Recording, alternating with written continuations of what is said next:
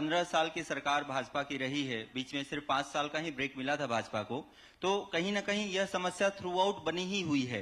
अभी तक कोई ऐसा खास क्रियान्वयन नहीं हो पाया है धरातल पर।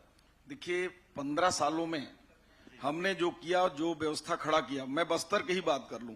आज मेरे को कोई ऐसा जिला बताइए जहां हेल्थ की दिशा में 2003 से पहले जहां डॉक्टर एक भी नहीं होते थे, आज सर्व सुविधा युक्त जो है बड़े बड़े हॉस्पिटल्स हैं। वहां सुकमा में जाइए, सुकमा नाम से डर लगता है कि सुकमा कैसा होगा, पर मेरे साथ एक प्रतिनिधि, कभी आप लोग चलिए और जाकर आप लोग देखिए कि सुकमा को देखने से लगता है कि कोई रायपुर का कोई एक हिस्सा हो हेल्थ के सेक्टर में। इतने अच्छे इंफ्रास्ट्रक्चर, वहां आंध्रा से भी डॉक्टर हैं, फुल सेटअप है, डायलिसिस हो रही है, पूरे मेडिकल टेस्ट हो रहे हैं। तो आज जो सुकमा हो, चाहे दंतेवाड़ा हो, चाहे बीजापुर हो, हमने सुविधाएं बढ़ाई हैं। लेकिन जिस गति से स्पीड से चल रहा था, इन 5 सालों में हेल्थ का सेक्टर पूरा खुद ही वेंटिलेटर में चला गया। क्योंकि वेंटिलेटर में जाने के बाद कितनी मेहनत पड़ती है उसको स्वस्थ करने में, तो उसमें हम लगे हैं। हमारा आश्वासन नहीं है, ये आप लोगों के साथ ये लाखों लोग देख रहे हैं, ये माननीय विष्णुदेव साय जी का दावा और पूर्ण विश्वास के साथ है। आयुष्मान में भी हम तब्दीली कर रहे हैं, उसको अच्छा बना रहे हैं जिसमें आप लोगों को दिक्कत ना हो। मंत्री जी, आयुष्मान से रिलेटेड और भी सवाल हैं। अगले सवाल की तरफ रुख करते हैं हमारे उप मुख्यमंत्री अरुण साव जी की तरफ, और उनसे एक सवाल जनता पूछना चाहती है। आप जल संसाधन मंत्री हैं, राज्य में जल संसाधन एक बहुत बड़ा विभाग है और जल की समस्या एक बहुत बड़ी समस्या है, और खासकर साफ पीने का पानी एक बहुत ही भयानक समस्या है। 574 गांव, हमारे डेटा के हिसाब से 574 गांव आज भी राज्य में ऐसे हैं जहां के पानी में बहुत ज्यादा आयरन, फ्लोरोसिस, बहुत सारी चीजें मिलती हैं, जिससे लोग नई नई बीमारियां और अलग अलग तरह की बीमारियों से ग्रसित होते हैं। आज तक 15 साल की सरकार में भी कोई उचित कदम ऐसा नहीं उठाया गया। 5 साल की सरकार को हम छोड़ देते हैं क्योंकि वो आरोप प्रत्यारोप की बात हो जाएगी कांग्रेस की सरकार में। अब आगे की दिशा में क्या ऐसे कदम उठाए जा सकते हैं जिससे शुद्ध साफ पेयजल आम जन को मिल सके? आपका ये बहुत ही आयुष्मान कॉन्क्लेव एंड अवार्ड बहुत ही प्रेरणादायी, बहुत ही अविस्मरणीय आयोजन है। एशियन न्यूज की पूरी टीम को बहुत बधाई और शुभकामनाएं देता हूं। स्वास्थ्य के क्षेत्र में काम करने वाले सब लब्ध प्रतिष्ठित लोग यहां पधारे हैं, मैं उन सबका हार्दिक अभिनंदन करता हूं, स्वागत करता हूं। एम्स के डायरेक्टर अशोक जिंदल जी हमारे बीच में हैं। आज एम्स रायपुर छत्तीसगढ़ की पहचान बनी है,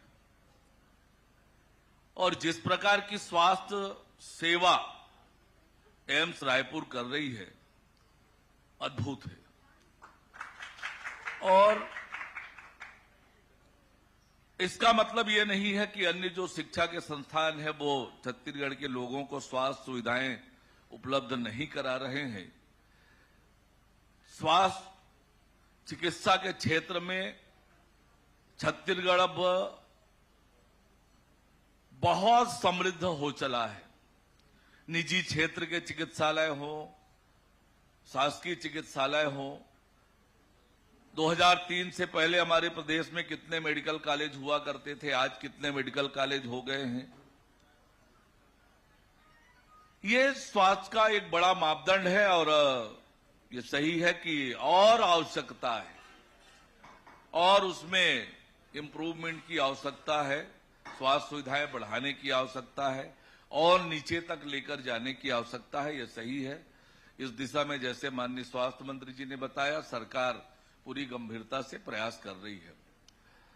आपने देखा होगा कि 2014 में नरेंद्र मोदी जी के नेतृत्व में सरकार बनने के बाद आम लोगों के स्वास्थ्य की चिंता का बहुत बड़ा काम नरेंद्र मोदी जी के नेतृत्व में हुआ। मैं अपने विभाग के ही बात को कहूंगा तो जल जीवन मिशन के नाम से एक योजना बनाई। हमने देखा है कि कैसे छत्तीसगढ़ के लोग पोखर का पानी, तालाब का पानी, नदी का पानी पीकर गुजारा करते थे। जी। और हम इस बात को समझ सकते हैं कि तालाबों का पानी, पोखर का पानी पीना कितना खतरनाक हो सकता है स्वास्थ्य के लिए। पर इतनी बड़ी योजना बनी कि लोगों को शुद्ध पेयजल मिले, उस दिशा में तेजी से काम हो रहा है। लोगों को शुद्ध पेयजल मिले, घर तक नल से पानी पहुंचाने का एक बहुत बड़ा अभियान पूरे देश भर में और छत्तीसगढ़ में भी चल रहा है। आपने देखा कि स्वच्छता अभियान का आह्वान प्रधानमंत्री माननीय नरेंद्र मोदी जी ने किया, ओडीएफ बनाने का एक बड़ा अभियान किया और इससे लोगों के स्वास्थ्य पर बहुत अच्छा असर पूरे देश भर में पड़ा है, छत्तीसगढ़ में भी पड़ा है। जहां तक आपने कहा कि फ्लोराइड, आयरन और आर्सेनिक पॉल्यूटेड वाटर का, कि वाटर लेवल जो जमीन के नीचे का पानी है उसमें छत्तीसगढ़ का एक बहुत बड़ा हिस्सा अंडरग्राउंड वाटर पे डिपेंडेंट है मंत्री जी। हाँ जी, मुझे पूरा ध्यान है। जो गांव की संख्या आपने बताई ये भी सही है और इसके लिए हमारे विभाग ने पूरी तैयारी की है। हमने फ्लोराइड का ट्रीटमेंट प्लांट लगाया है। जिन नलों में, जिन ट्यूबवेल में फ्लोराइड युक्त पानी आ रहा था, पॉल्यूटेड पानी आ रहा था, उनको कैपिंग किया, उनको बंद किया। ट्रीटेड वाटर वहां तक पहुंचाने का काम हमने कर लिया है और लगातार इस दिशा में हमारी सरकार सजग है। नियमित रूप से पानी की जांच की व्यवस्था हमने कर रखी है। नियमित रूप से पानी की जांच हो रही है, लोगों को शुद्ध पेयजल मिले।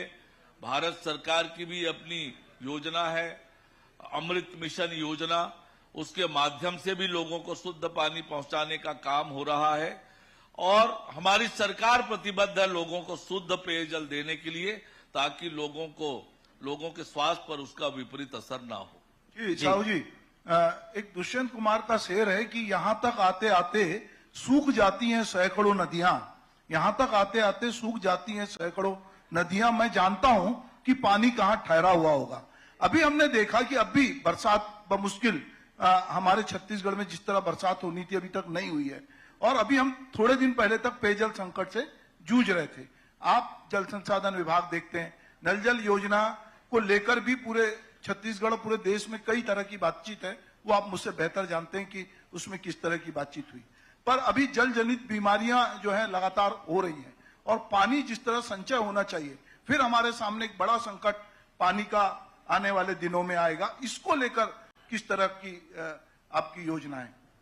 ये सही है कि स्थान स्थान पर इस बार पेयजल की समस्या हुई है। अलग अलग कारण उसके हैं, अलग अलग क्षेत्रों के। रायपुर शहर में भी हमने देखा, बिलासपुर शहर में भी कुछ इलाकों में पेयजल की समस्या निर्मित हुई है। स्थानीय कारणों से वो समस्याएं आई है, उसको लेकर जो काम नगर निगम के हैं नगर निगम कर रही है, जो काम नगरीय प्रशासन विभाग के हैं वो नगरीय प्रशासन विभाग उस पे काम कर रहा है। जो काम पीएचई विभाग का है, पीएचई विभाग भी इस दिशा में काम कर रहा है। पर ये आज की आवश्यकता हो गई है। रेन वाटर हार्वेस्टिंग का काम, वाटर रिचार्ज का काम, ये आज की आवश्यकता है।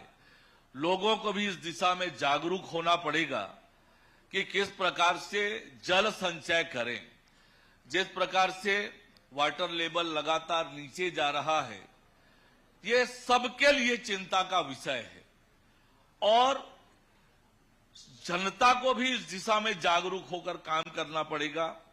वाटर हार्वेस्टिंग की दिशा में काम करना पड़ेगा, वाटर रिचार्ज के लिए काम करना पड़ेगा, वृक्षारोपण के लिए काम करना पड़ेगा और इस दिशा में हमारी सरकार बहुत गंभीरता से काम कर रही है। पर मैं प्रदेशवासियों से भी आग्रह करूंगा कि इस दिशा में आप सबका सक्रिय सहयोग मिले ताकि पेयजल का संकट ना हो। सरकार इस दिशा में हर तरह से प्रयत्न कर रही है। आपके सहयोग से आने वाले समय में छत्तीसगढ़ में किसी तरह का पेयजल का संकट ना हो, इस दिशा में आप सबके सहयोग से ही ये संभव होगा। हमारे उप मुख्यमंत्री से और सवाल होंगे, स्वास्थ्य मंत्री से और सवाल होंगे। रुख करते हैं एम्स के डायरेक्टर